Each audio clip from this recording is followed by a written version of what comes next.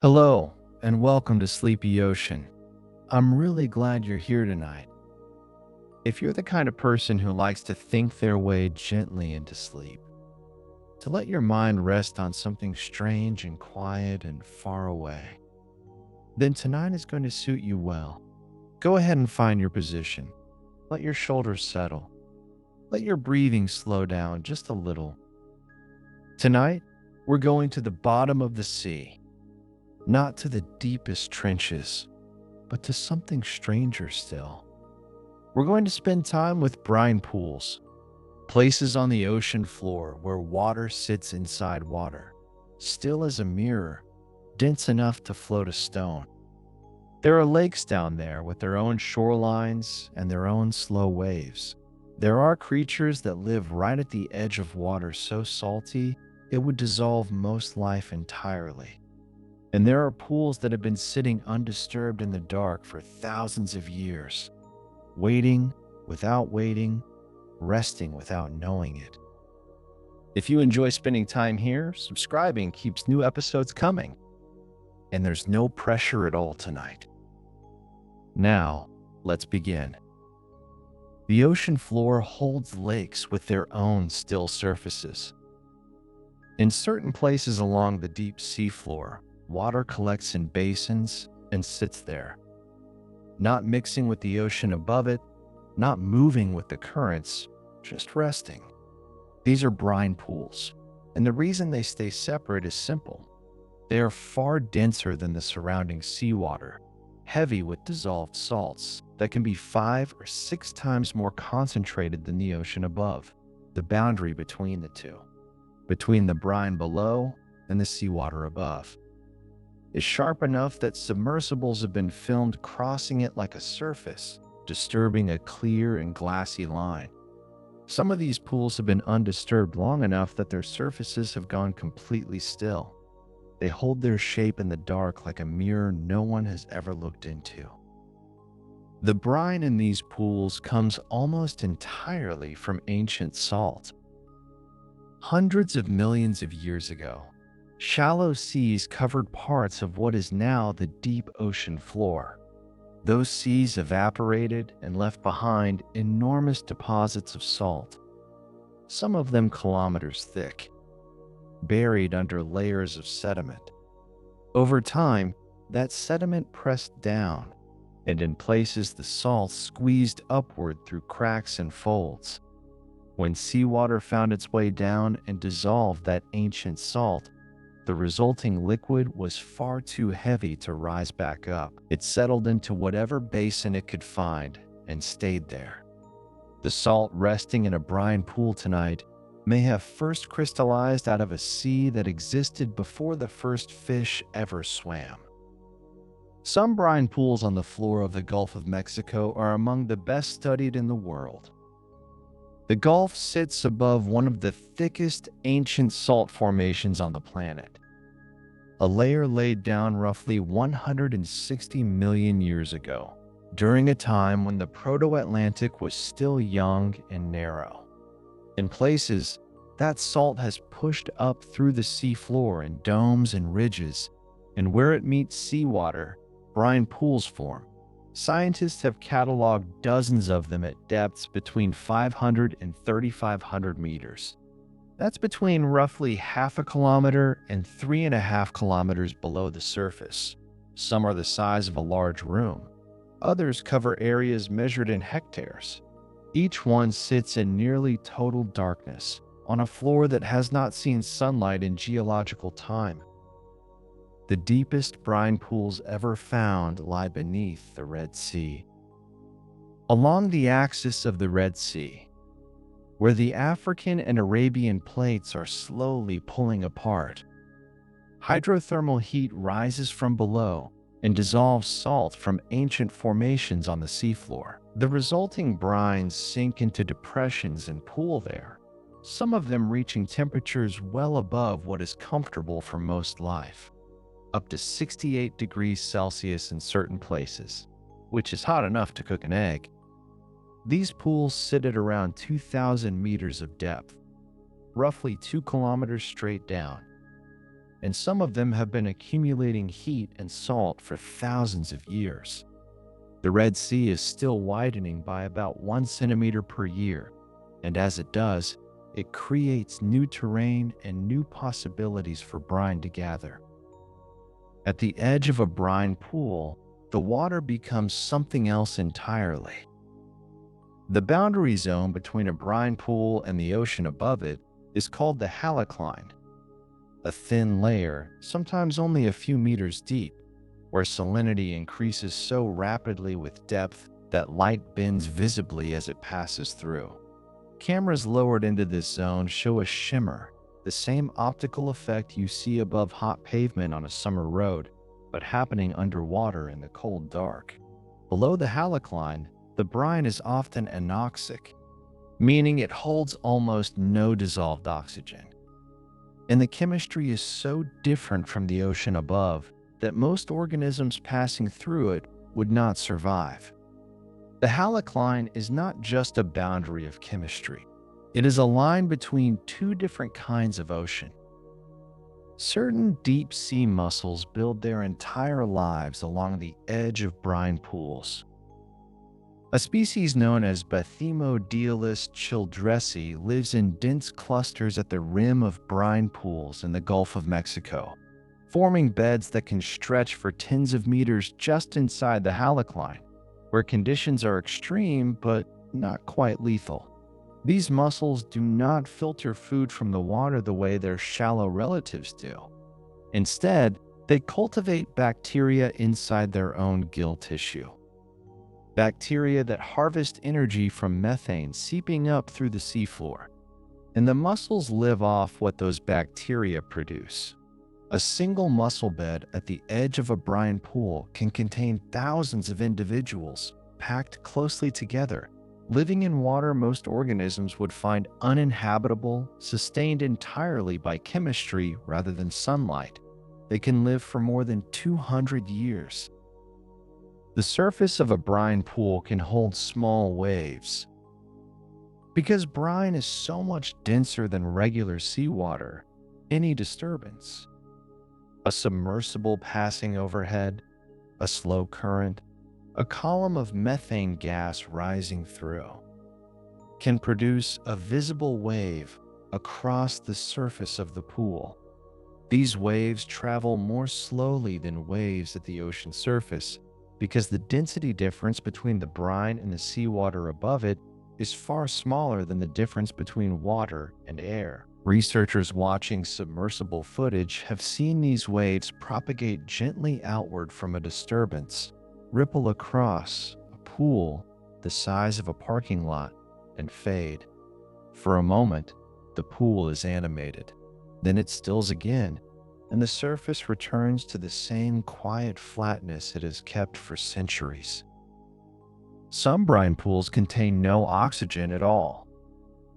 In pools where the brine is very old and the water does not circulate, oxygen is consumed by microbial activity and never replenished. These fully anoxic pools are among the most chemically extreme environments on Earth that are not also searingly hot or radioactive. Most animals cannot survive there. Not because of the salt alone, but because there is simply nothing to breathe. Yet microbial life persists. Communities of archaea and bacteria. Single-celled organisms whose ancestors may have lived before oxygen became common in Earth's atmosphere. Thrive in the brine, metabolizing sulfur compounds, methane, or other molecules for energy. They are, in a sense, a living remnant of a much earlier Earth, preserved in cold and darkness at the bottom of the sea. The brine in some deep pools has not mixed with the ocean above it for thousands of years. Because dense brine is gravitationally stable, it wants to stay at the bottom, and there's nothing to pull it upward. Pools can remain unmixed for extraordinarily long periods. Sampling has shown that brine from certain Red Sea pools has an age measured in the thousands of years, meaning the water sitting there has not exchanged with the open ocean since before written history began. That water was already old when the first pyramids were being built. The chemistry recorded inside it is a kind of slow archive, a record of the conditions at the seafloor during the period when it settled, held intact in the dark by nothing more than its own weight. Brine pools are sometimes ringed by the remains of animals that wandered too close. The edges of certain pools in the Gulf of Mexico are littered with the shells of crabs and the exoskeletons of other invertebrates that descended from shallower water, encountered the halocline, and were overcome by the sudden change in chemistry. The brine does not corrode them. It actually preserves them, in much the way that salt preserves meat.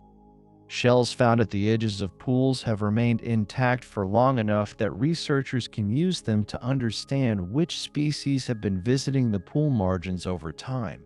The rim of a brine pool is, in this way, also a record of everything that tried to cross it and could not. Brine pools support food webs that run entirely on chemical energy. The mussels at the pool margins are only one piece of a broader community. Shrimp feed on bacterial mats that grow at the halocline edge. Fish visit the margins to prey on invertebrates.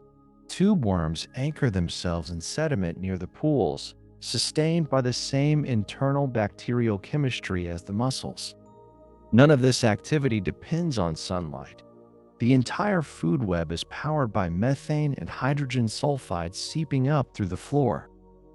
Molecules that, at the surface, would be considered pollutants or hazards, but down here are simply fuel.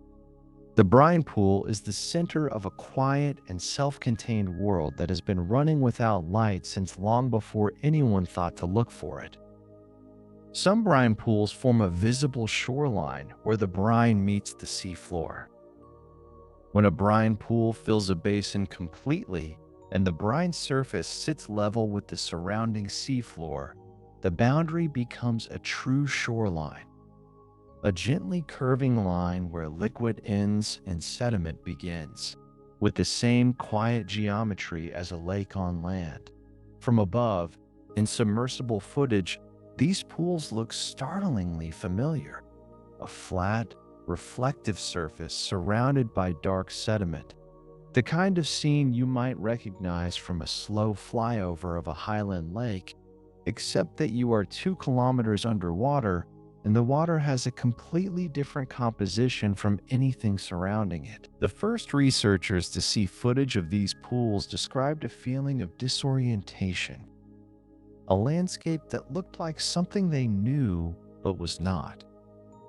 The discovery of brine pools significantly changed how scientists thought about the boundaries of life. Before brine pools were well studied, the extreme conditions they presented, anoxia, hypersalinity, high pressure, no light, no photosynthesis, would have placed them outside the range of environments considered capable of sustaining communities of complex organisms. The mussel beds and shrimp and bacterial mats found there expanded the definition of where life could persist. They are part of a broader shift in understanding that began in the late 20th century as deep-sea exploration revealed hot vents, cold seeps, and brine pools as entirely functional ecosystems powered by chemistry rather than light. The ocean floor turned out to be far more inhabited than anyone had expected. Brine pools on the ocean floor may be one of the best analogies scientists have for environments on other worlds. Europa, one of Jupiter's moons, is thought to have a liquid ocean beneath its icy crust. An ocean that has no access to sunlight and may be rich in salts and dissolved minerals. Enceladus, a moon of Saturn, vents water from an interior ocean through cracks in its surface. Scientists studying how life persists in Earth's deep brine pools.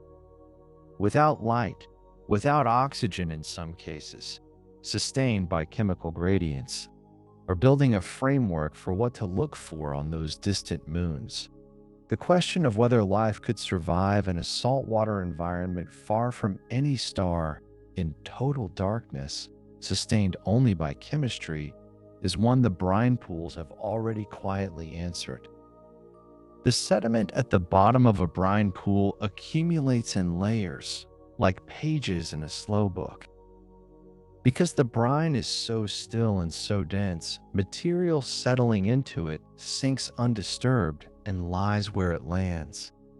Over centuries and millennia, this produces fine laminated sediment, layers so delicately preserved that scientists can read them like a timeline, distinguishing periods of greater or lesser biological activity, shifts in the chemical environment, and the arrival and departure of different microbial communities. A core drilled from the floor of a brine pool is, in some respects, a more complete record of the local deep-sea environment than almost any other kind of seafloor sediment, because nothing has stirred it, no bottom-feeding organism has churned it, and no current has carried it away. A brine pool at depth is under pressure that would collapse a steel drum in seconds. At 2 kilometers of depth, the pressure of the water column above is roughly 200 times the atmospheric pressure at the surface. About 200 times the weight of air pressing down on you right now. At that pressure, a sealed empty container designed for surface use would crumple almost instantly. Yet the brine pool itself is not compressed. Liquid does not compress the way air does. The brine simply sits, dense and still, as though the pressure around it is not there. The organisms living at its margins are equally unbothered. Their bodies have no air-filled spaces to collapse, and they have spent their entire evolutionary history at pressures that would be lethal to almost anything that breathes air. Pressure for them is simply the shape of the world. Methane seeps from the seafloor are often found near brine pools. The same ancient organic material that fed the salt formations also left behind pockets of methane, natural gas, trapped under the sediment.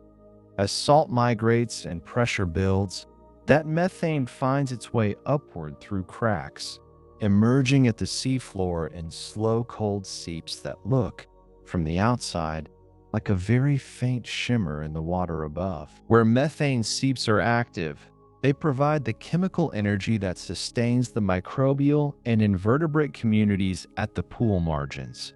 Some pools have multiple active seeps along their edges, each one a small engine driving biological activity in an environment that would otherwise be very close to lifeless. The brine pool and the seep are not separate systems. They are part of the same underground conversation. The largest brine pool yet discovered is known as the Orca Basin. Located in the Gulf of Mexico at a depth of about 2,300 meters, roughly 2 1/3 kilometers below the surface. The Orca Basin is a seafloor depression approximately 180 kilometers in area, filled to a depth of around 200 meters with brine that is roughly 5 times saltier than the surrounding ocean water. The brine layer in the Orca Basin is itself the size of a large inland sea, sitting inside a basin the scale of a small country in almost total darkness. Its existence was confirmed in the 1970s, and it remains one of the most extensively studied deep brine environments in the world. The water at its surface has been sampled repeatedly, and each time the chemistry tells the same story: very old, very still, and largely unchanged. Below the brine in the deepest pools, the sediment holds records going back tens of thousands of years. The combination of undisturbed brine above and undisturbed sediment below makes deep brine pool basins extraordinary archives. Cores taken from the Orca Basin have yielded sediment layers that preserve a readable climate and biological record stretching back 20,000 years or more. into the last glacial maximum, when sea levels were lower and the Gulf of Mexico itself had a different shape. The chemistry preserved in those layers tells researchers about ocean circulation, temperature, and biological productivity at the deep seafloor, across a span of time that covers the rise and fall of entire ice ages, all of it held quietly in place by the weight of the brine above and the stillness of the dark below. The edge of a brine pool at night, if night meant anything at that depth, would be completely silent. There is no ambient sound at the floor of a deep brine pool of the kind you would recognize from a beach or a shallow reef. No surge, no breaking wave, no current running over rough terrain. The brine pool sits in acoustic stillness that is almost absolute, broken only by the occasional soft percussion of methane bubbles rising through sediment nearby, or the slow movement of a passing organism at the halocline margin. Researchers who have spent time reviewing submersible audio from brine pool dives describe the recordings as among the quietest natural environments they have encountered. There is something in the nature of the brine itself, its density, its stillness, the basin that holds it, that seems to absorb sound the way heavy curtains absorb light. At the edge of the pool, the quiet is very nearly complete. Brine pools have their own weather systems, not in the way we usually think of weather. No wind, no clouds, no rain. But the density differences between brine and seawater create slow, persistent circulation patterns that behave like atmospheric systems in miniature. Warm water from the seafloor rises along the outer edges of a pool, while denser, cooler brine sinks at the center, forming a loop that can persist for years without disruption. These loops are measured not in hours, but in decades. Scientists who revisit the same pool years apart sometimes find the same circulation pattern still turning, unhurried and unchanged, as if the pool has been tending itself quietly all along. The ocean above may shift with storms and seasons, but the brine below keeps its own calendar. Some brine pools are warm at their centers from geothermal heat below, not hot in the hydrothermal vent sense. No superheated plumes, no temperatures that would scald, but measurably warmer than the surrounding deep water, sometimes by several degrees.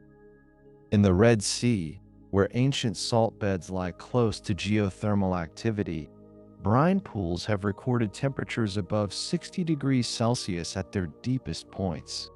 That is roughly the temperature of a very hot cup of tea, held steady in complete darkness, 2 kilometers below the surface. This warmth slows the settling of particles, keeps certain chemical reactions running that would otherwise freeze at abyssal temperatures, and creates a gradient inside the pool itself, cooler at the rim, warmer toward the middle, that draws some organisms inward and pushes others away. The pool is not simply a container, it is a slow furnace with its own geography.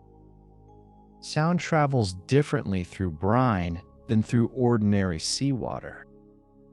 The increased salinity and density of brine raises its acoustic impedance, which means that sound waves moving through seawater hit the surface of a brine pool and reflect back rather than passing through, much like light hitting a mirror. Researchers using acoustic instruments have mapped pool boundaries with remarkable precision by listening for the reflected signal, essentially echolocating the edges of a lake from above. The sharper the density contrast, the cleaner the reflection. In pools where the halocline is steep and well-defined, the return signal is strong enough to produce images that look almost like bathymetric maps of a solid surface. What appears to be an empty stretch of seafloor reveals itself, acoustically, to be the ceiling of a hidden body of liquid. The sediment carried into a brine pool behaves differently from sediment anywhere else in the ocean. In ordinary deep sea settings, fine particles drift down in slow spirals, taking days or weeks to reach the floor, and as they fall, they mix and sort by size and weight. But when a particle crosses the halocline into a brine pool, it enters a medium that is significantly denser than the water it just left. Its descent slows abruptly, sometimes stopping almost entirely for a time, before the particle finally settles into the layer below. The result is sediment that arrives at the floor already partially sorted, laid down in laminations that preserve the sequence of events above with unusual clarity. Reading these layers is like reading a document written in a hand that never smudged. Each thin band is a season, or a decade, pressed flat and held still. Brine pools can persist for tens of thousands of years without losing their shape. The same properties that make them impenetrable to marine life: extreme salinity, anoxic chemistry, density too high to mix, also protect them from the forces that erode and reshape most seafloor features. Turbidity currents that carry sediment across the abyssal plain and bury everything in their path flow around the edges of a brine pool rather than through it, deflected by the density contrast the way a river deflects around a stone. The pool simply sits there, unchanged, while the seafloor around it is slowly rearranged by forces it does not feel. Some pools show almost no difference in shape between surveys conducted decades apart. They are among the most stable structures the ocean makes. Light has never touched most brine pools. This is true of the deep ocean in general, but with brine pools it carries a particular weight, because these are places that have structure, surfaces, shorelines, and their own internal weather, all built entirely without sunlight. Every process that shaped them happened in complete and permanent darkness. The chemistry that concentrates their salt, the microbes that colonize their edges, the slow drip of sediment from above, all of it has run on chemical energy alone, in a world where photons have never arrived. The only light a brine pool has ever seen is the brief wash of a submersible's beam passing overhead, and then the darkness returns, exactly as it was, as if nothing came through at all. Brine pools are saltier than any ocean on Earth's surface. The most concentrated pools in the Red Sea measure salinity levels approaching 340 parts per thousand. That is roughly 10 times the average salinity of the open ocean, which sits near 35 parts per thousand.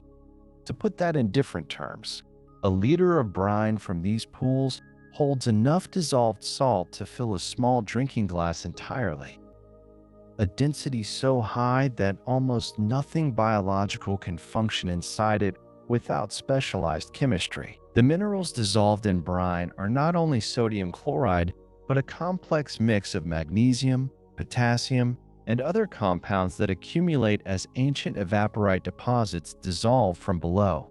Each pool has its own chemical signature, shaped by which minerals it sits above and how long the water has been in contact with them.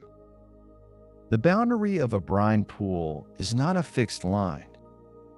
It shifts slightly with time, expanding when new brine seeps in from below, retreating when slight mixing carries some of the dense fluid upward into the water column. Over centuries, some pools have been measured as growing slowly but consistently, their shorelines advancing outward by fractions of a meter per year. Others appear to be in a kind of equilibrium, fed at the same rate they slowly lose material upward. The halocline, the sharp density boundary at the surface of the pool, is not a wall, but a membrane. and it is in constant slow negotiation with the seawater above it. This means that a pool mapped in one decade may have edges measurably different from those mapped in the next, drawn and redrawn by forces too slow to observe in real time. Some brine pools contain layers within layers. As different salt-rich fluids seep into a pool from different directions or at different times, they can settle into distinct horizontal bands stacked inside the larger pool, each with its own chemistry and temperature. In the Atlantis, too, deep of the Red Sea, one of the most studied brine environments on the planet, researchers have identified at least 4 distinct brine layers sitting one atop another, each behaving almost as a separate body of liquid. The boundary between these internal layers is just as sharp as the outer halocline, and a probe lowered through the pool encounters a series of abrupt chemical transitions rather than a gradual change. The pool is not a single thing, but a set of nested environments, each sealed inside the next. The water at the very bottom of a brine pool has sometimes not moved in thousands of years. Near the floor of a deep, well-stratified pool, the brine can be so dense and the overlying layers so stable that vertical mixing essentially stops. Water that settled to the bottom in the early Holocene. Before the first cities were built, before writing, before agriculture had spread across most of the world, may still be sitting exactly where it landed, untouched and unturned. When those measurements come back in the tens of thousands of years, the number is not an abstract ion. It is a statement that the water at your feet last moved when the ice sheets were still retreating from northern continents. Brine pools near salt diapirs are not random in their placement. A diapir is a body of buried salt that, under pressure from the rock above, slowly rises through the seafloor like a slow-moving intrusion, deforming the layers above it and, in many cases, dissolving at its upper surface as seawater percolates through cracks in the sediment. Where this dissolved salt reaches the seafloor in concentrated solution, a brine pool forms, which means that pools located near diapirs are, in a sense, the visible expression of a deeply buried geological structure whose roots may reach several kilometers below. The pool is only the surface feature. Below it, the salt has been on the move for millions of years, pressing upward through sediment, reforming the seafloor's architecture from within, leaving a pool of concentrated liquid as its only visible signature. Brine pools are invisible from the surface. No discoloration of the water, no disruption of the surface, no signal that anything unusual lies below. The water column above a brine pool looks identical to water above any other stretch of deep sea floor. The first indication is acoustic. Before a submersible reaches the pool, its instruments detect the density boundary. Then the floor comes into view, and what appeared on sonar as a featureless plain reveals itself as a lake. Complete, still, and sharply edged. Every brine pool ever found was discovered this way. Indirectly, through instruments reading what eyes could not see, in water too dark and too cold for any natural light to reach. The ocean kept them hidden for the entirety of human history, and only the last few decades of deep-sea exploration have begun to map how many there are. Brine pools generate their own slow internal tides. As the deep ocean above a brine pool experiences the distant, attenuated pull of lunar tides, even here, 2 kilometers down, the water column flexes very slightly. The pressure changes at the halocline are enough to generate small internal waves within the pool itself. These are not the waves of a surface ocean. They are horizontal oscillations measured in millimeters that travel around the interior of the pool over the course of hours. They carry no energy to speak of, produce no visible surface effect, and cannot be felt by anything living at the pool's edge. But instruments sensitive enough to detect them show that the pool is not perfectly still. It is gently rocking, in resonance with a moon it will never see, and a tide it can only faintly sense through hundreds of meters of water above. Microbes in brine pools produce minerals that leave permanent records in the sediment. Certain archaea and bacteria metabolize sulfur compounds, iron, and manganese. And as a byproduct of those chemical reactions, they precipitate mineral grains that drift to the pool floor. Over centuries and millennia, these grains accumulate into visible layers. Thin bands of iron sulfide or manganese carbonate sandwiched between layers of ordinary sediment. A core extract ed from a brine pool floor is not merely a record of what fell from above. It is a record of what lived at the margins of the pool through time. Which microbes were active during which centuries? How the chemistry shifted when the pool expanded or contracted. The microbes wrote their own history into the sediment, and it has been sitting there waiting to be read ever since. Not all brine pools are cold. The most famous cold pools sit in the Gulf of Mexico, fed by salt diapirs at temperatures just a few degrees above freezing, and these are the pools most commonly described in introductory accounts.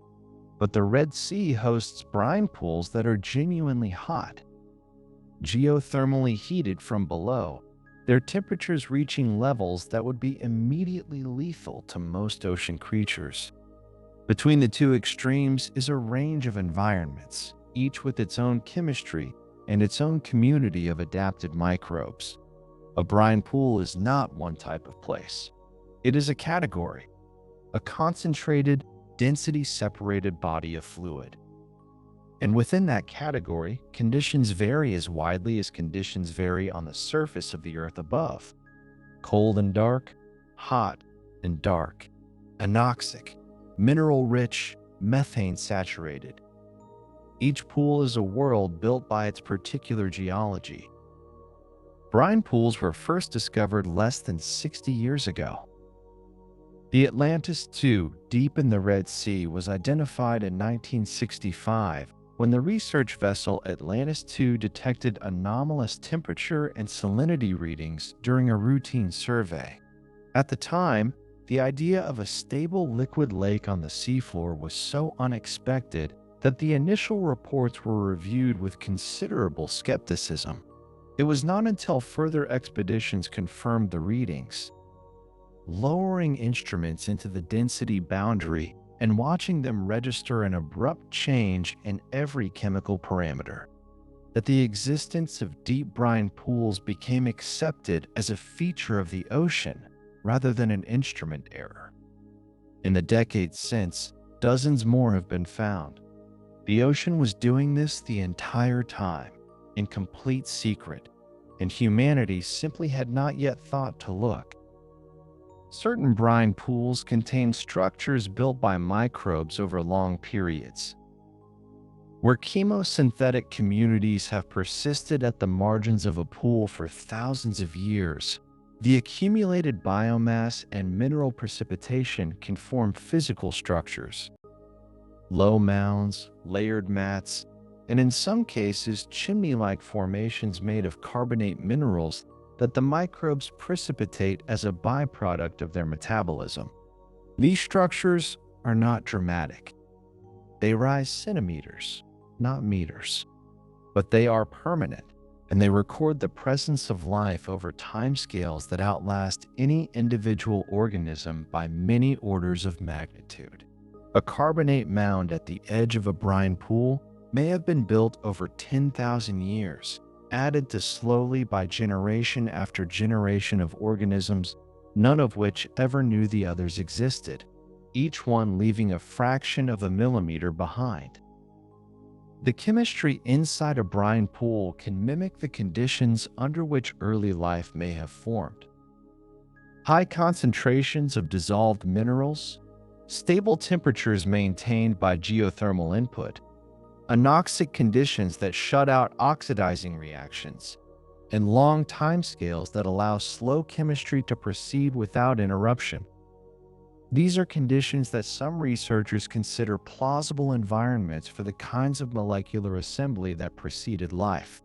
The brine pools we find today are not the same as whatever environments existed 4 billion years ago, but they share structural properties: isolation, chemical richness, stability, and freedom from the disruptions that make most surface environments inhospitable to fragile early chemistry. Studying how life persists at the margins of modern brine pools is, in part, a way of asking how life might have first found purchase in environments that were extreme by every ordinary measure.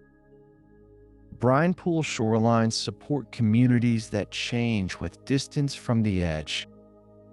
Right at the halocline, where the dense brine meets the overlying seawater, the conditions are most extreme: high salinity, low oxygen, steep chemical gradients. Moving outward from that edge, conditions become progressively more habitable, and the communities shift accordingly. The organisms closest to the boundary are the most specialized and the most unusual. A few meters farther out, more familiar deep-sea fauna appear: polychaete worms, crustaceans, occasional fish passing through. Beyond them, the seafloor returns to its background state. The result is a series of concentric rings of life, arranged by tolerance, from the nearly lifeless inner margin to the normally inhabited outer seafloor. The pool organizes its neighborhood the way any sharp environmental boundary does, by sorting what can survive where. The water inside a brine pool has no memory of the ocean it came from. Once seawater infiltrates a salt deposit, dissolves the minerals it encounters, and reemerges as brine, it has been chemically transformed so completely that its origins are almost unreadable. The ratios of dissolved elements, the isotopic signatures, the pH, all have been reset by the dissolving salt, which imposes its own chemistry onto whatever water passed through it. What emerges at the seafloor is not modified seawater.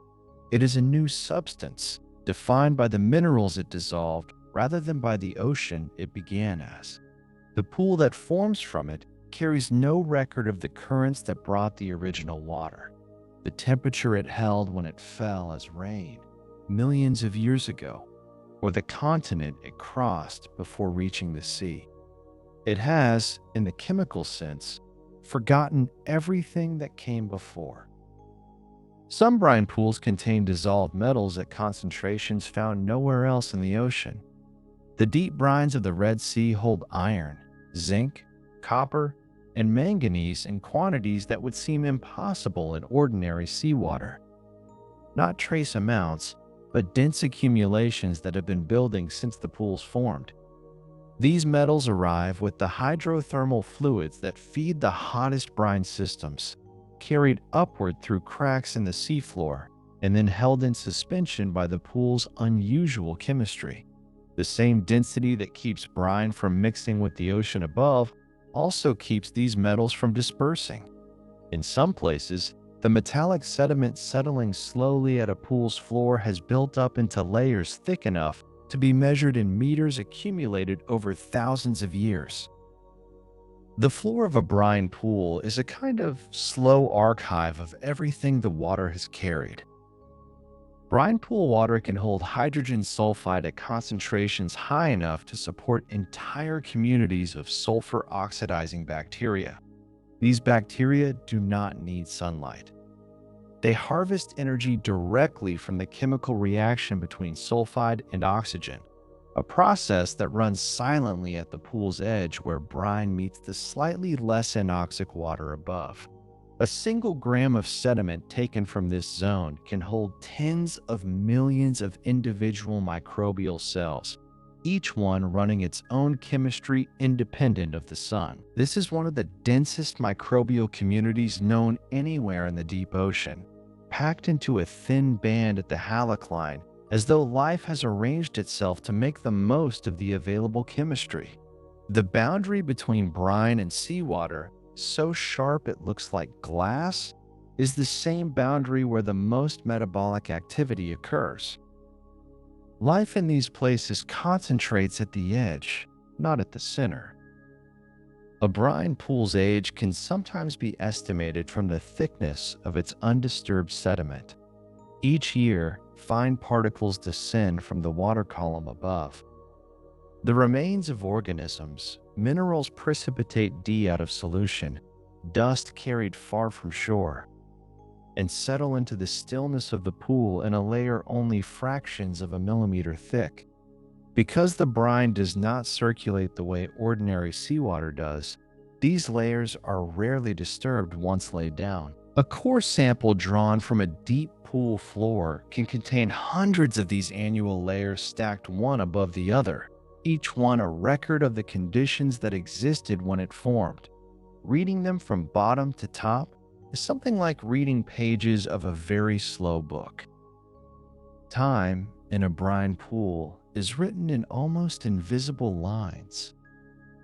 The weight of water above a deep brine pool is difficult to translate into something the body can hold.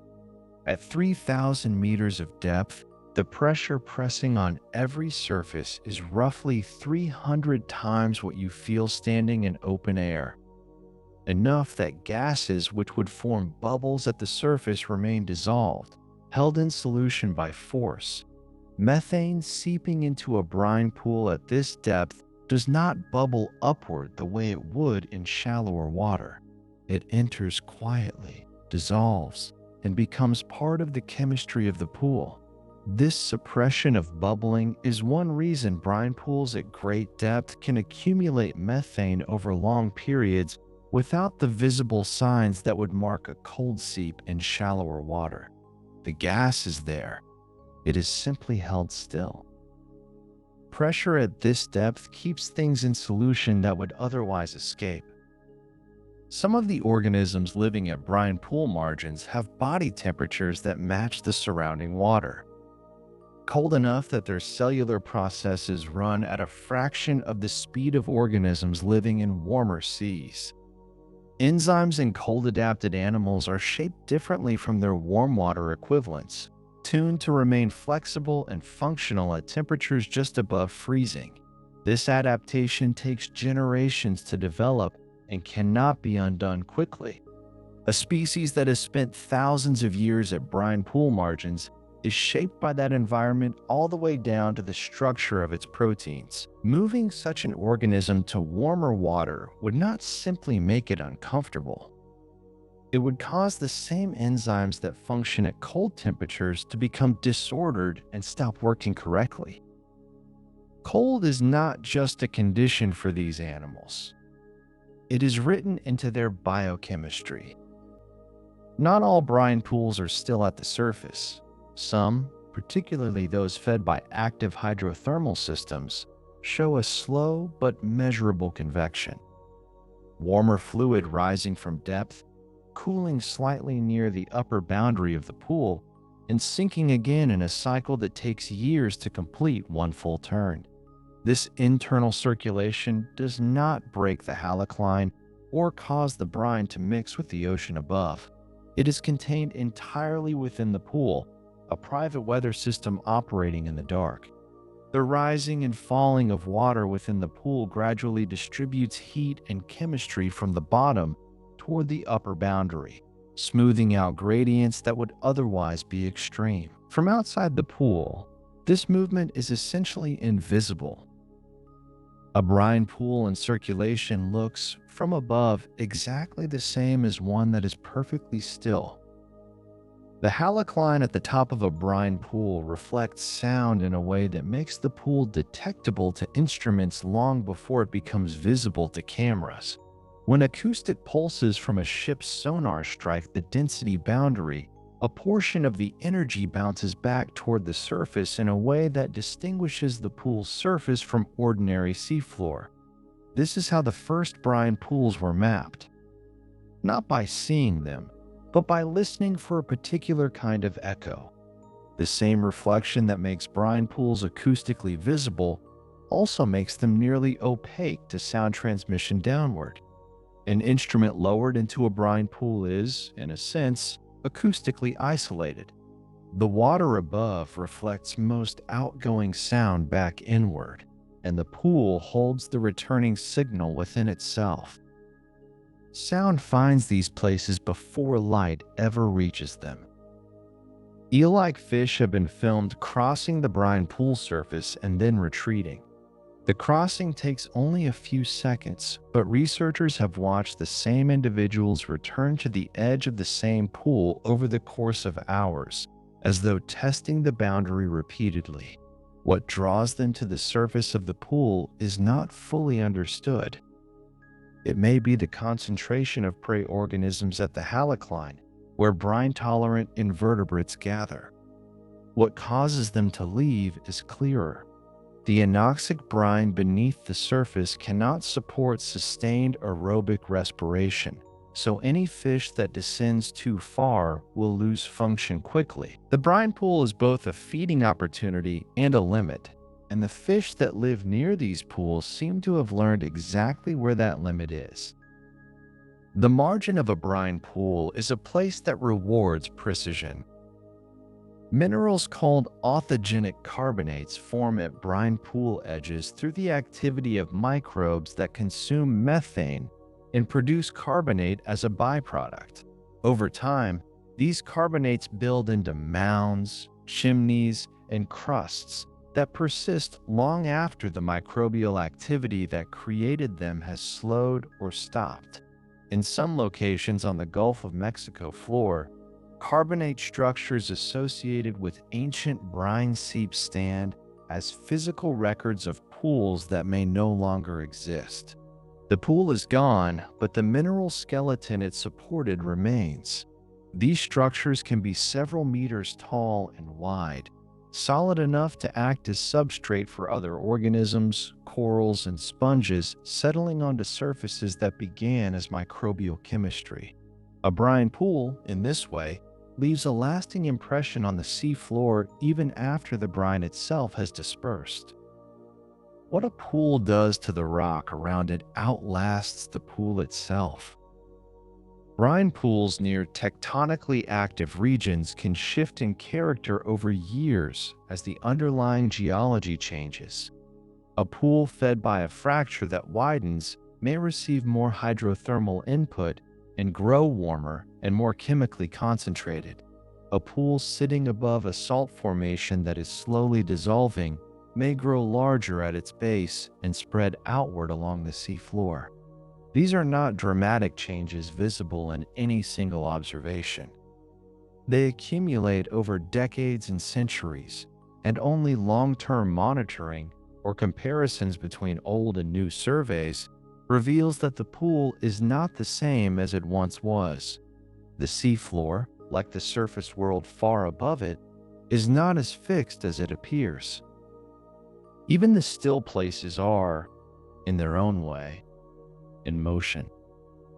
The salinity inside some brine pools is high enough that ice would form in them at temperatures well above 0 degrees Celsius. Under normal pressure, water freezes at 0. But the dissolved salts in brine lower the freezing point, and the high pressure at depth lowers it further. A brine pool at great depth, even in water cold enough to chill most of the surrounding seafloor, remains liquid because its own chemistry prevents it from freezing. This is part of what makes brine pools stable over such long timescales.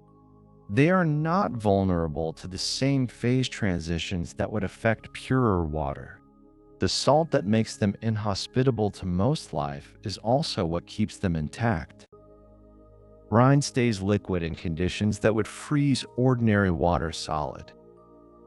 The mussels that live at brine pool margins, the same genus found at hydrothermal vents thousands of kilometers away, host bacteria inside their gill tissue rather than in the water column around them. These endosymbiotic bacteria perform chemosynthesis directly inside the mussel's body, providing nutrients in exchange for a protected environment. The mussel does not need to filter food from the water the way most bivalves do. It farms its own bacteria internally and harvests the product S. This arrangement is common in environments where organic matter raining down from above is sparse and unreliable. A mussel living at the edge of a brine pool may go its entire adult life without feeding in the conventional sense, sustained almost entirely by its internal microbial partners. Some animals carry their food supply inside them. The water that fills a brine pool began its journey as rain, falling on land perhaps tens of millions of years ago. That rain percolated downward through soil and rock, eventually reaching a layer of ancient salt, deposited by a sea that has long since vanished, and dissolving it. The resulting brine migrated slowly through pores and fractures, following paths too narrow to see, moving at rates measured in centimeters per year until it reached the seafloor and accumulated in a basin where the surrounding seawater was not dense enough to displace it. The water now resting at the bottom of a brine pool may have been traveling for a very long time before it arrived. It carries no memory of sunlight, no memory of rain, no memory of the sky it fell from. Its entire history is a slow descent through rock.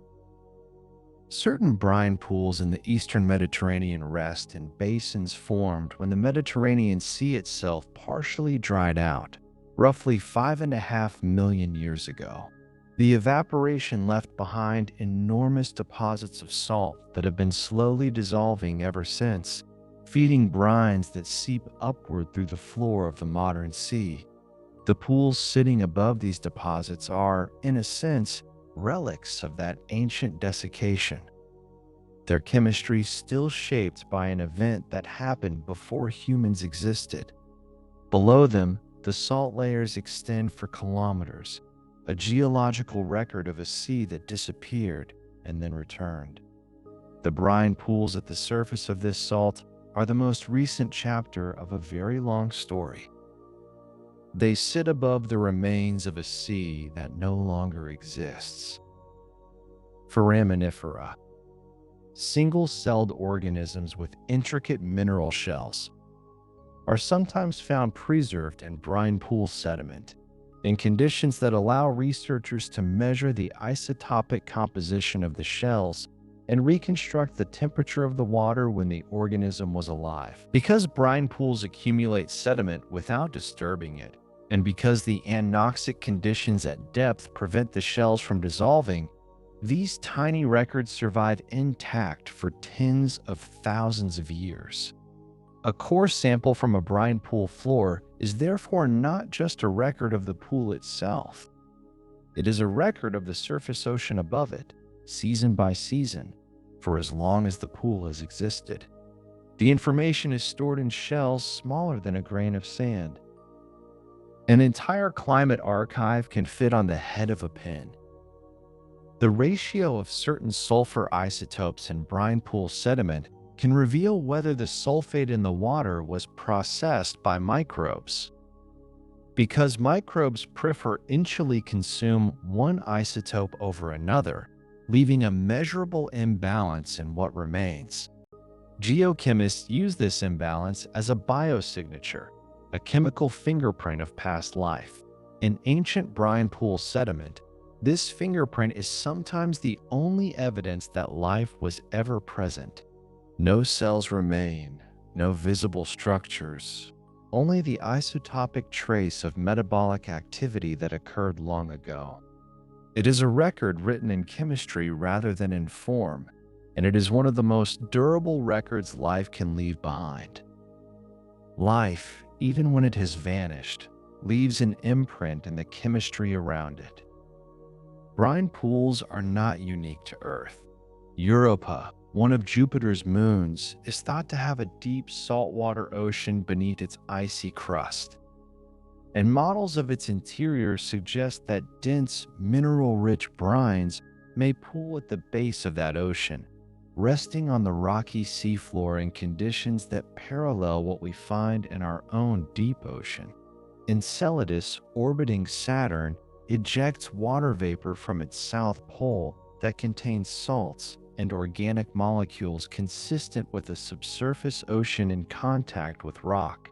The study of brine pools on Earth has become, in part, a preparation for understanding what might exist in those places. Not because they are identical, but because they demonstrate that dense, chemically extreme, lightless water can support organized chemistry and, possibly, life. What we find at the bottom of our own ocean reshapes what we think might exist elsewhere. Brine pool research depends on remotely operated vehicles. Unmanned submersibles tethered to ships by cables, sometimes several kilometers long, guided by pilots watching live video from the surface. The time delay between a pilot's input and the vehicle's response, combined with the slow movement needed near a delicate halocline, means that a single sampling operation at a brine pool margin can take hours to complete. The vehicle must be positioned precisely, close enough to collect a water sample at a specific depth within the pool, not so close that its thrusters disturb the boundary layer. Every sample taken from a brine pool required that kind of patience.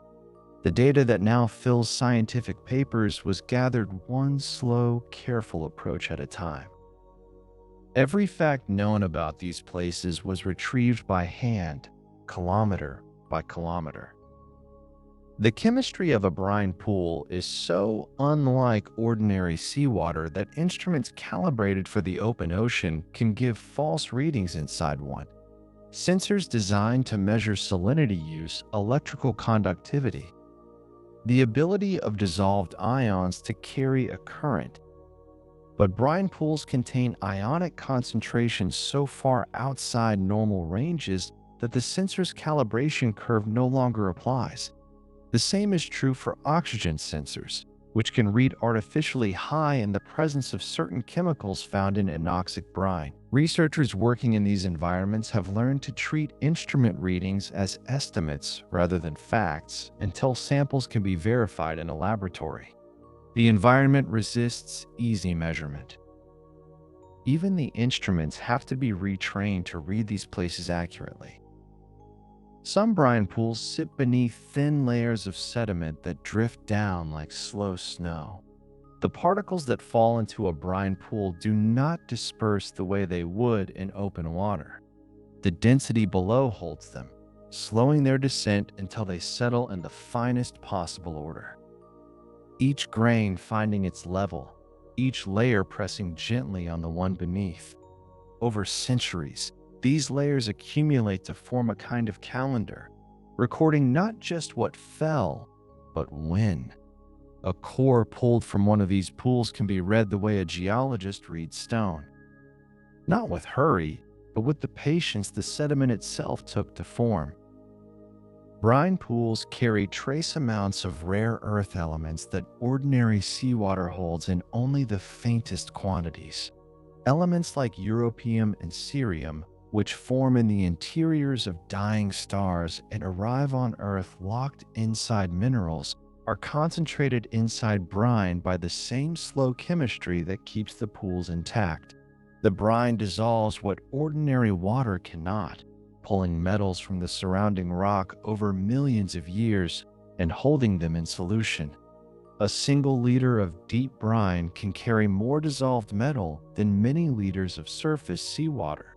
The pool becomes, in this way, a kind of slow vault, not storing things deliberately, but accumulating them because it has nowhere else to go. The floor directly beneath a brine pool is chemically unlike the floor anywhere nearby. Where the brine contacts sediment, it drives reactions that would not otherwise occur. Minerals dissolve, new compounds form, and the rock slowly changes character over time. Geologists studying brine pool margins have found mineralized zones that extend downward through the sediment, marking the reach of the pool's influence as clearly as a watermark on paper. The brine does not stop at its visible surface. It seeps slowly into whatever it touches, leaving a record of its presence that outlasts the pool itself. Brine pools alter the speed of chemical reactions occurring at their edges. In ordinary seawater, certain mineral formations take thousands of years to develop. Inside a brine pool, where salt concentration is many times higher, those same processes accelerate. Crystals nucleate faster, structures form in decades that would otherwise take millennia. This is not because brine is more energetic. It is because the chemistry of highly concentrated salt water simply operates by different rules. Rules that favor rapid mineral formation and the preservation of whatever falls into the pool's reach. Some brine pool communities have been growing in place for longer than any human civilization has existed. The mussels at a brine pool's margin do not have a short life cycle. Individuals can live for decades, slowly filtering water at the edge of an environment that would kill them if they stepped a single body length inward. Beneath those mussels, in the sediment, there are microbial communities that are almost certainly older still. Communities whose ancestors established themselves before any human hand touched the sea. They have not moved. They have not needed to. Brine pools have influenced the distribution of species across the deep ocean floor. When a brine pool expands or slowly shifts its position over centuries, the communities at its edge are forced to adjust. Moving outward along the gradient of tolerable salinity, or contracting inward as the pool retreats. Over geological time, this slow pulsing has acted like a gentle pump, spreading brine-tolerant species across the seafloor and leaving behind a biological record of where pools once existed. The organisms that live near brine pools today are, in part, the inheritance of pools that no longer exist. The water just above a brine pool surface is not like the water a few meters higher, the halocline. The boundary between brine and seawater creates a microenvironment in the water column above it, where dissolved chemicals diffuse upward in thin plumes, and where oxygen concentrations shift over just a few centimeters of depth. Animals passing through this zone encounter a change in chemistry as abrupt as passing from one room to another. Some species linger here, drawn by the concentration of nutrients rising from below. Others pass through quickly. The halocline is a threshold, and the water just above it is a place where different rules briefly apply. Certain archaea living inside brine pools produce methane as a byproduct of their metabolism. This methane does not escape easily. It dissolves into the brine, suppressed by pressure from rising as bubbles, and moves only through slow diffusion toward the pool's surface. Once there, it enters the water column and gradually makes its way upward over years or decades. Some of it is consumed by other microbes before it rises far.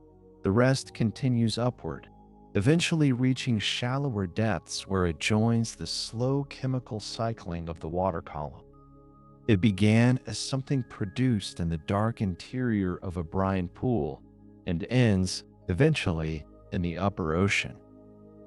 Brine pools are named by the ships that discover them, and those names stay. The Orca Basin, the Atlantis Too Deep, the Discovery Deep. Each carries the name of a vessel that crossed over it, sent a sonar pulse downward, and found something unexpected waiting. The ships are long gone. The pools remain, unchanged beneath thousands of meters of open water, still carrying names given to them by people who could not see them directly and never descended to touch them. There is something quiet about this. The idea that the only human contribution to these ancient places is a word. The brine inside a deep pool moves, but only barely. On timescales of years, the water in the interior of a brine pool is nearly still. Not because nothing acts on it, but because the forces that would normally drive circulation are too weak to overcome the density that holds the pool in place. Tidal forces, which stir the entire ocean twice each day, reach the pool only as a faint echo, enough to cause a small and very slow rocking, a kind of breath. Over months, this breathing shifts the brine by distances that would not register on a human scale. The pool's stillness is not the stillness of nothing happening. It is the stillness of something happening very, very slowly. Brine pools can exist in clusters, separated by only a few kilometers of seafloor. Where salt deposits are extensive beneath the ocean floor, several pools may form in proximity, each with its own chemistry, its own community of organisms, its own internal history.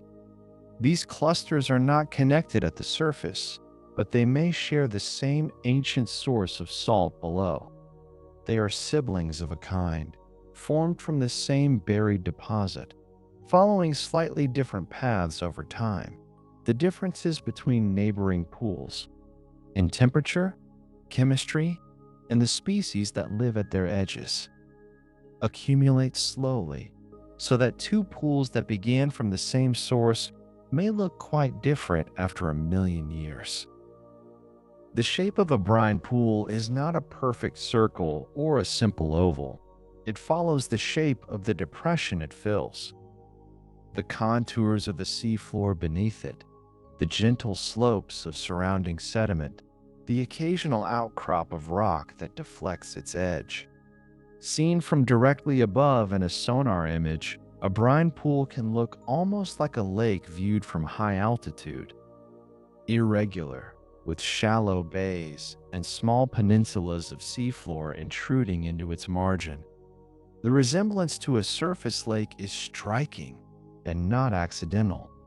Gravity and fluid behavior follow the same principles whether the water is at sea level or 5 kilometers below it. Some animals visit brine pool margins on what appear to be regular intervals. Camera deployments left at brine pool edges over periods of months have recorded species returning repeatedly. Fish passing through, invertebrates moving slowly along the gradient, the occasional eel approaching the halocline and then retreating. Whether these animals are navigating by chemical gradients, by memory of previous visits, or simply by coincidence of path is not fully understood. What the cameras record is only the behavior, not the reason. A slow process ion of life at the edge of a place that does not welcome it, but does, it seems, reliably draw it. Brine pool sediment contains a record of ancient deep water circulation, the chemistry of the water that once sat above the pool. Thousands of years ago, before the sediment layer covering it was deposited, is encoded in the mineral composition of each lamination. Paleoceanographers can read these layers and reconstruct what the deep ocean was doing at specific moments in the past, as precisely as a physician reading a scan. The brine pool preserves this record not because it was designed to, but because its stillness prevents the mixing that would otherwise erase it. It is an archive made possible entirely by the pool's refusal to move. The deepest parts of some brine pools are geothermally active in ways that are not yet fully mapped. Heat from below the sea floor reaches the brine through conduction, warming it from the bottom upward. In pools where this heat source is significant, The water at the very base is measurably warmer than the water a meter above it, creating a reverse temperature gradient, the opposite of what you find in a lake warmed by sunlight from above. This warmth from below has shaped the microbial communities living at depth, selecting for organisms adapted to slow warmth rather than uniform cold. The heat is not dramatic, but it is persistent, and over time persistence changes everything. Brine pools have been found at depths where the pressure prevents any dissolved gas from escaping as bubbles. At 4 or 5 kilometers below the surface, the weight of the water above is sufficient to keep methane, carbon dioxide, and other gases fully dissolved. The brine holds them the way a cold bottle holds carbonation. Only here the pressure doing the holding is immense and permanent for as long as the pool remains at depth. If a sample of this brine were brought to the surface, and samples have been, the dissolved gases escape on the way up, fizzing quietly in the collection chamber. The pool at depth gives no sign of this. It simply holds. Cold seep communities adjacent to brine pools are among the most diverse environments in the deep ocean. Where methane and sulfide seep from the sea floor near a brine pool's margin, the combination of chemical gradients creates a mosaic of microhabitats, each with slightly different conditions. Some species position themselves precisely at the intersection of two gradients, where methane concentration is highest, but sulfide is still manageable, or where oxygen from above meets sulfide rising from below. This careful positioning is not conscious, of course. It is the result of millions of years of selection, each generation settling a little more precisely into the chemistry that suits it. The walls of a brine pool, if such a thing can be said to exist, are not solid. The transition from seawater to brine happens over a vertical distance of only a few centimeters at the hallock line, but below that, moving outward from the pool center, there is a gradual lateral transition across the seafloor where brine mixes with ambient water at a rate set by very slow diffusion.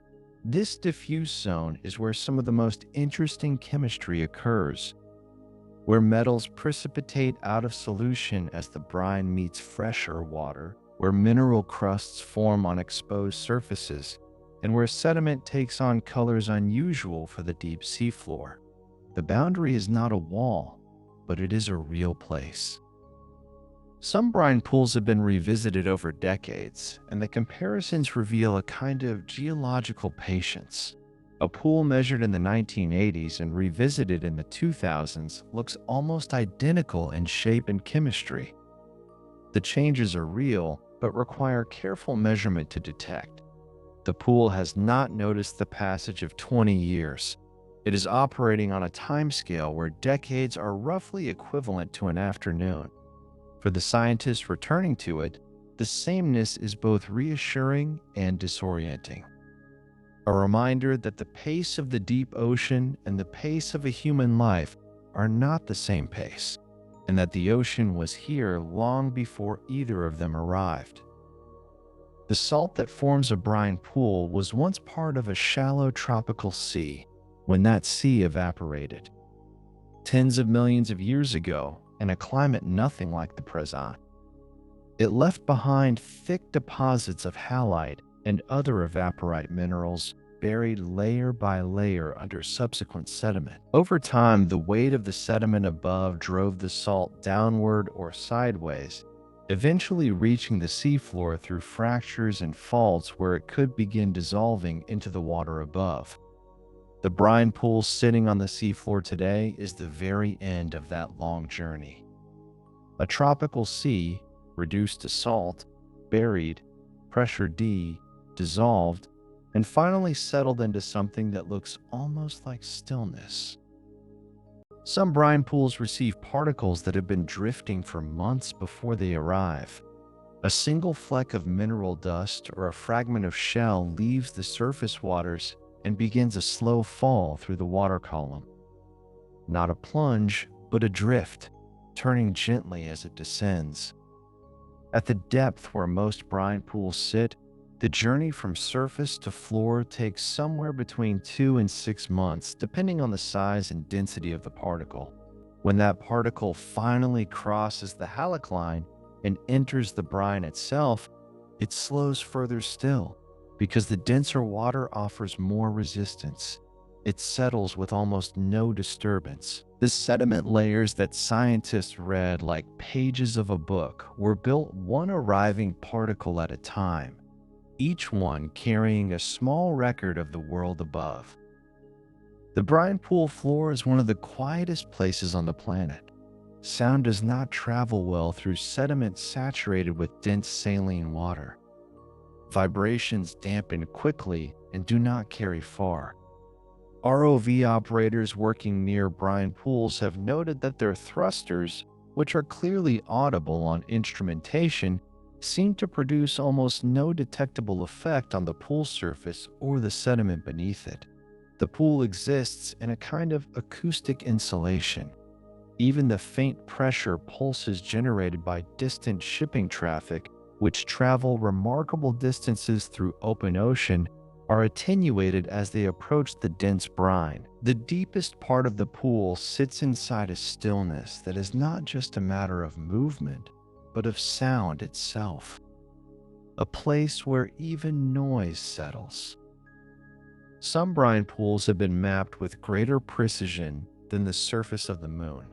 Ocean floor mapping technology, particularly multi-beam sonar and high-resolution photogrammetry from ROVs, now produces three-dimensional models of brine pool surfaces accurate to within a few centimeters. The moon, by contrast, has vast highland regions that have never been imaged at fine resolution. This is not a trivial comparison. The moon is close enough that we have landed on it 12 times, and yet the floor of the Gulf of Mexico holds brine pools whose contours are documented in finer detail than craters that have been studied for decades. The world beneath the ocean has, in places, become better known than the world in the sky. The dissolved oxygen level inside a brine pool is effectively zero. Oxygen does not dissolve well in water that is already saturated with salt. The two compete for the same molecular space, and salt wins. This means that almost no aerobic life can survive inside the pool itself. The organisms that do live there, certain archaea and bacteria, have metabolic systems that do not rely on oxygen at all. They use sulfate, methane, or other chemical compounds as the energy source that oxygen provides to surface life. These organisms are not surviving in spite of the conditions. They have been shaped by them over millions of years. The brine pool is not hostile to them. It is home. Brine pool temperatures in geothermally active regions can vary by more than 30 degrees Celsius across a distance of a few meters. At the Atlantis too deep in the Red Sea, temperatures near the floor of the lower brine layer reach over 60 degrees Celsius, hot enough to feel like a warm bath, while the layer above sits at a far cooler level. That difference of more than 30 degrees Celsius happens across a vertical distance shorter than most people are tall. No current mixes these layers. The density difference between them is enough to hold them apart against even the slow thermal convection that such a gradient would ordinarily produce. The pool organizes itself into stable thermal shelves, each one a world apart from the next. The first scientists to sample a brine pool did not know what they were looking at. When the research vessel Atlantis II lowered water sampling bottles into what would later be known as the Atlantis II. Deep in 1965, the instruments returned readings so strange that the team initially suspected equipment failure. The salinity was far beyond the range their instruments were calibrated for. The temperature was wrong. The chemistry was unlike any ocean water in their reference literature. It took a second expedition and independent confirmation before the scientific community accepted that a body of water this unusual could simply exist on the ocean floor, undisturbed, waiting to be found. 60 years later, these places are still yielding surprises. The weight of water above a brine pool presses down with a force that would be difficult to describe in familiar terms. At 3,000 meters of depth, a typical figure for many brine pools, the pressure reaches approximately 300 times the pressure at sea level. A hollow metal sphere the size of a basketball sealed at the surface would be crushed flat before it reached the pool. The human body, which is mostly liquid and does not compress easily, would survive the pressure itself. It is the dissolved gases in blood and tissue that make rapid ascent dangerous, not the depth alone. The pool sits inside that pressure as though it weighs nothing, because it is water too, and water transmits pressure rather than resisting it. Some of the microbes found in brine pools have relatives in environments no one expected. Genetic sequencing of brine pool archaea has revealed close relatives living inside salt mines in Central Europe, in evaporite deposits in the Atacama Desert, and in ancient rock, salt cores drilled from formations that have been sealed for tens of millions of years. The organisms did not travel between these places recently. Their lineages separated long ago, when the salt deposits that now host them were connected by ancient seas. A brine pool in the Gulf of Mexico and a salt mine in Poland may share a microbial ancestor that lived when the Atlantic Ocean was just beginning to open. The brine carries a biological record of deep time. The surface of a brine pool reflects light differently than the seawater above it. When ROV cameras approach from above with lights on, the halocline acts like a mirror at certain angles.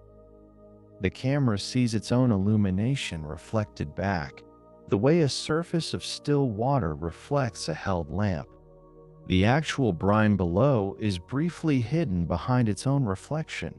Scientists have used this optical property to study the halocline itself, measuring the angle at which the reflection appears and disappears to calculate the precise density gradient across the boundary. A pool that cannot be touched without disturbing it can still be measured from above, using nothing more than light and its own surface as a mirror. Brine pools have been found at nearly every depth range where the right geology exists. The shallowest confirmed brine pools sit at around 1,000 meters of depth, in regions where salt deposits are close to the ocean floor. The deepest approach, 5,000 meters, near the margins of rifting ocean basins. Between those extremes, brine pools have been found wherever ancient evaporite layers have been buried, pressure D, and eventually dissolved by groundwater moving slowly through the rock. The geography of brine pools is therefore not the geography of the ocean. It is the geography of what lies beneath the ocean. They mark the places where the deep past of the planet is still seeping upward into the present. The water at the edge of a brine pool is chemically different from the water a single meter away. The transition zone, sometimes called the mixing fringe, is where brine and seawater slowly exchange ions across the halocline. This exchange is extraordinarily slow compared to any mixing that would happen at the surface, but over thousands of years, it is measurable. Minerals precipitate at this boundary. Barite, gypsum, and various sulfide compounds form thin crusts along the pool's edge. Some of those crusts grow at a rate of less than a millimeter per century. They are, effectively, a mineral recording of the pool's history, laid down grain by grain at the place where two incompatible waters have been meeting for a very long time. The number of brine pools currently known is almost certainly a small fraction of how many actually exist. As of the most recent surveys, fewer than 50 distinct brine pools have been mapped in detail. The ocean floor covers more than 360 million square kilometers, roughly 360 million square kilometers, and the majority of it has never been imaged at the resolution needed to detect a brine pool. Surveys have found new pools every time they have looked carefully in geologically promising regions. The Red Sea, the Gulf of Mexico, and the Eastern Mediterranean have been studied most thoroughly. The rest of the ocean remains largely unsurveyed at the scale required. There are almost certainly hundreds of brine pools that no instrument has ever reached. Deep-sea fish have been observed circling brine pool margins in patterns that suggest they return. Long-term camera deployments at several Gulf of Mexico brine pools have documented individual fish, identified by distinctive markings, appearing near the pool boundary on multiple occasions, separated by weeks or months. Scientists do not know whether the fish are returning to feed on the mussel communities or whether the chemical signals rising from the pools serve as a kind of landmark in an otherwise featureless landscape. The deep sea floor is largely flat and dark, and distinct chemical plumes may function as navigation markers the way a river smell might orient an animal moving through a forest at night. The chemistry of a brine pool contains information about the atmosphere at the time the original salt was deposited. Ancient evaporite minerals trap small pockets of the fluid and gas present during their formation. Inclusions no bigger than a grain of sand that hold samples of ancient seawater and, in some cases, ancient air. When those minerals dissolve into the brine pool, those inclusions are released. Researchers analyzing brine pool water have detected trace signals consistent with atmospheric compositions that no longer exist on Earth's surface. The pool is not just a record of the ocean floor, it is, in small ways, a record of the sky from millions of years ago. Brine pools influence the chemistry of the water column above them. As methane and hydrogen sulfide rise slowly from the pool and its margins, they create a chemically distinct zone that extends upward through hundreds of meters of the water column.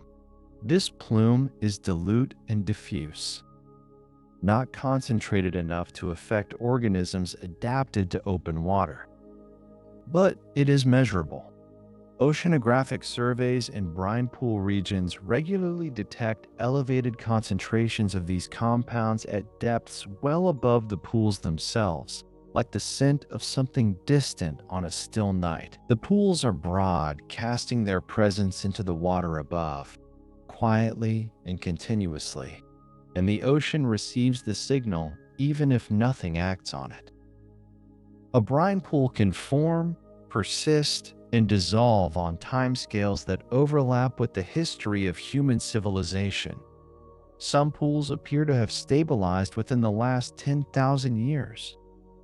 After the last ice age shifted ocean circulation patterns and allowed new groundwater pathways to open through buried salt formations.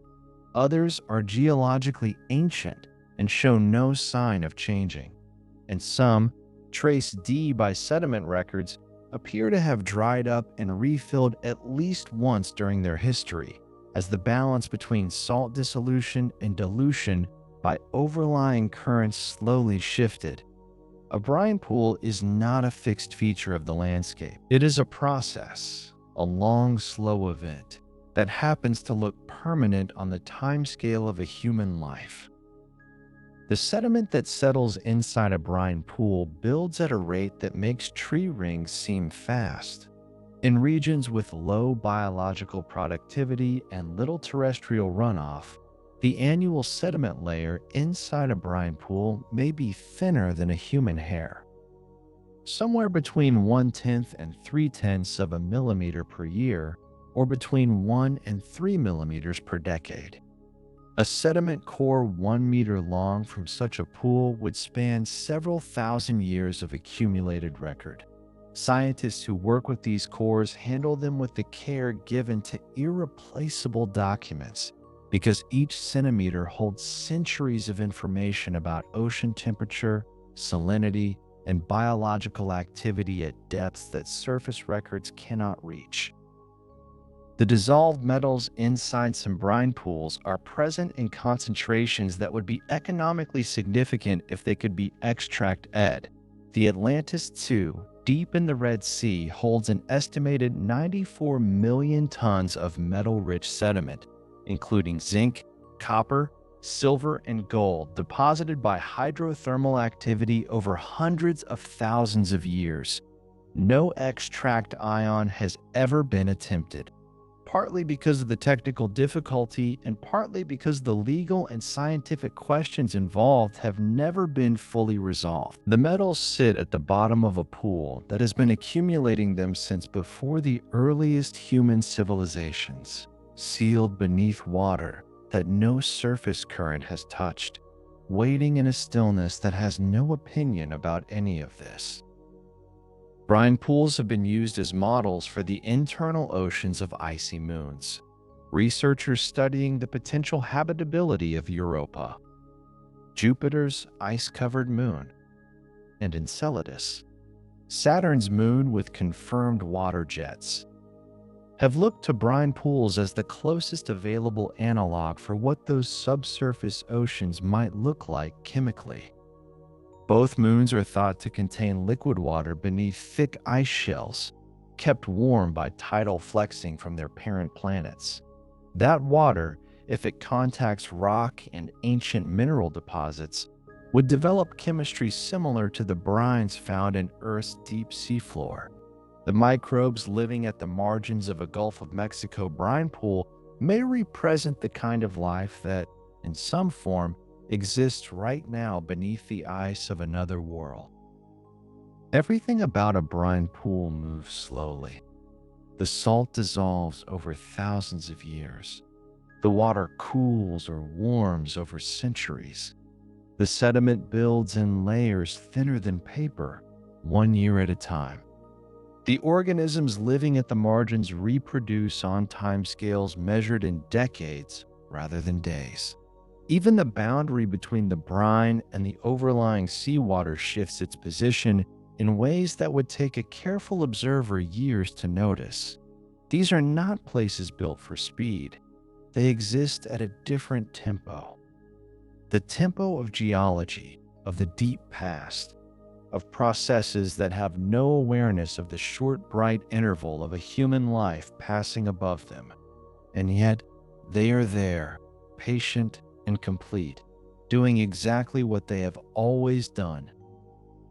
And so we find ourselves at the end of our time in the deep, beside these quiet, unhurried places on the ocean floor.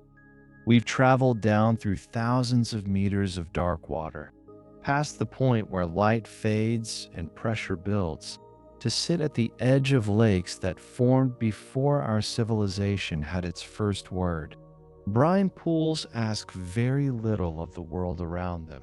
They simply persist, gathering sediment in layers thin as breath, holding water that has not moved in centuries, sheltering life that learned to live without oxygen or light or anything the surface world considers necessary. You are part of this story too. The salt in your blood carries the chemistry of ancient seas. The water in your body has been cycling through oceans, clouds, and rivers for longer than any species alive today. When scientists lower a camera to the floor of the Gulf of Mexico and watch the brine pool's still surface reflect the light back, they are looking at something that connects directly to the origins of life itself. And so are you, simply by being here, breathing slowly, at rest. Let your breath slow now. Let the weight of the day dissolve the way sediment dissolves into still water. Quietly, without effort, settling toward the floor. There is nothing left to hold on to tonight. The brine pools will continue doing what they do. the sediment will add another layer too thin to see. The mussels at the margin will filter another slow current. The archaea will metabolize in the dark, unhurried, as they have for millions of years. Let yourself rest now. You've done enough today. The deep ocean is keeping its own time tonight, and it asks nothing of you. Good night, and sleep well.